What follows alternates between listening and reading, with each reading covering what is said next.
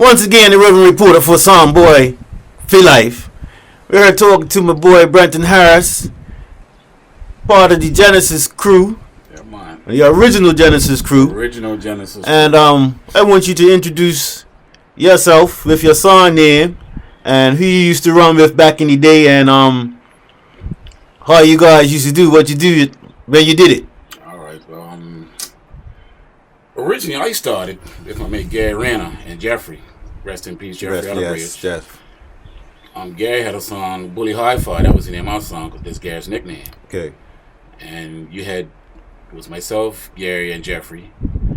And then you had another song up the country, which was Country Massive. That was actually the song I followed. Right. That's Peppy and them guys. Peppy, Shaka, Kibbles. Yes. Mitchell, right. Delicat.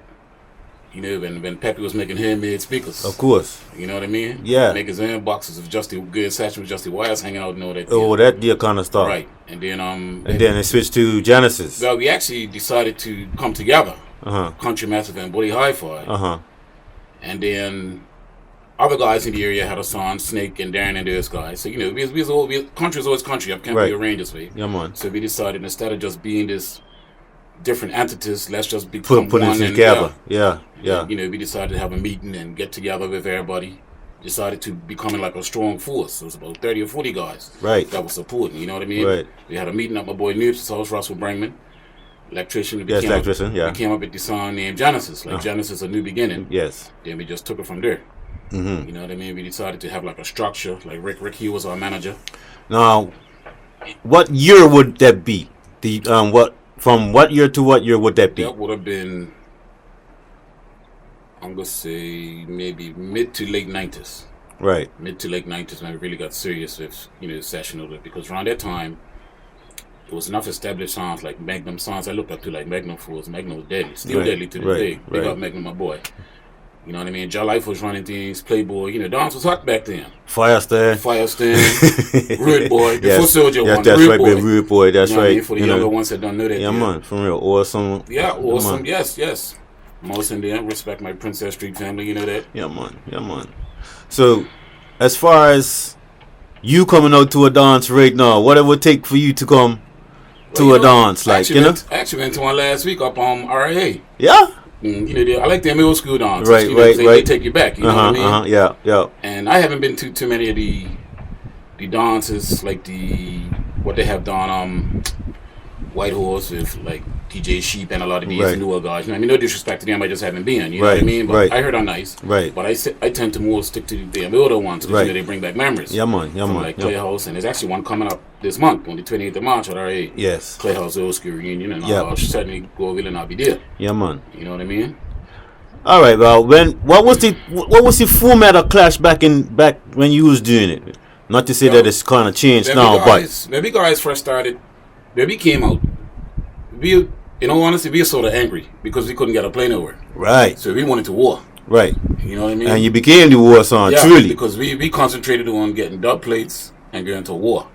Whereas, other songs even had dub plates, but a lot of songs wasn't playing them. Right. You know what I mean? Like Magnum's probably got the most dub plates in the Western Hemisphere. Right.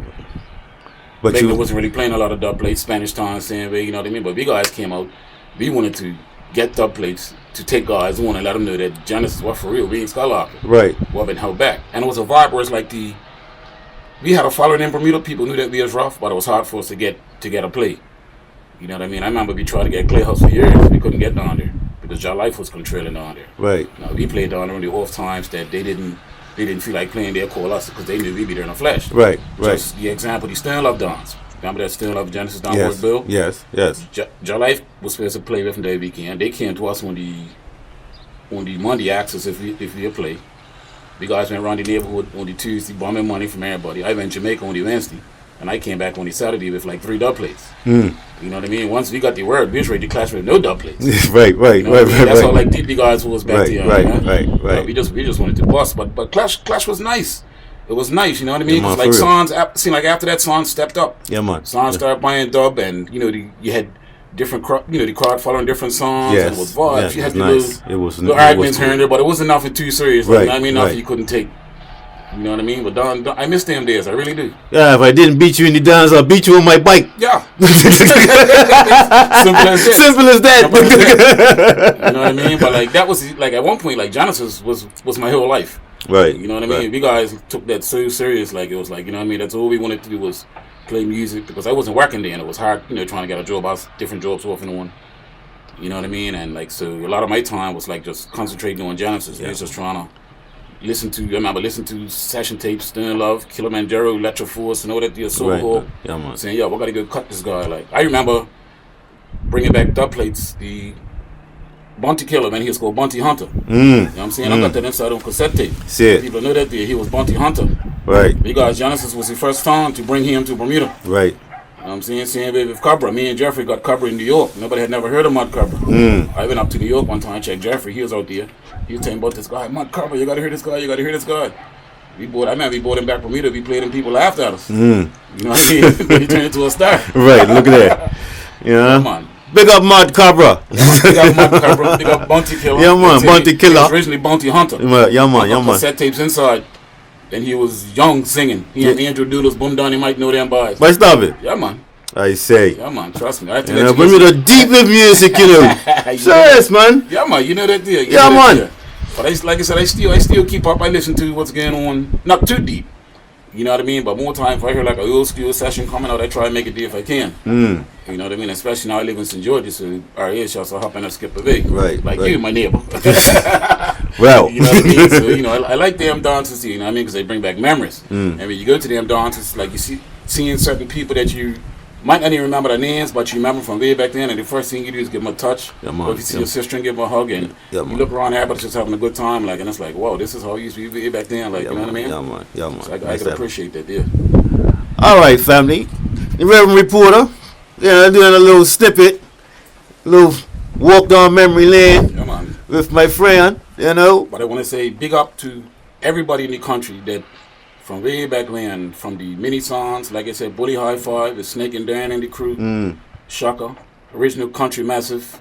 When Country Massive used to play up Spinning Wheel, lights used to come on 3 o'clock, and Larry Bird used to stand there with his arms filled and tell me, guys, turn the box off because nobody know when he leaves. Right, you know what I mean? Yeah, man. To when we went through to Genesis with Rick and Noobs and everybody, and the Hill, Southampton Rangers, Camp Hill, community came as one, and we came out with a force. And big up to all the people that used to follow Genesis back then, and they still love us and still say to today, why you guys didn't come back out and play and da-da-da-da-da. And I know over the years there's been certain people hitting on these songs, like G-Money and different people, like, you know what I mean? Big up to them, been doing their thing. And enough respect to all Soundboy everywhere. Yeah, man. You know what I mean? Just remember that nobody's bigger than the song. Keep that in mind. Because when you're going, bring people through to run the songs. This is what I'm talking about. You get out of the game. Yeah, man. And that's why I keep on going. Yeah, man. That's why you look at a song like Stern Love that hurt to this very day. I see. You know what I mean? Yeah. All right, now respect. Soundboyz for life. That's how we're going to do it. Life. That will never change. Peace and love.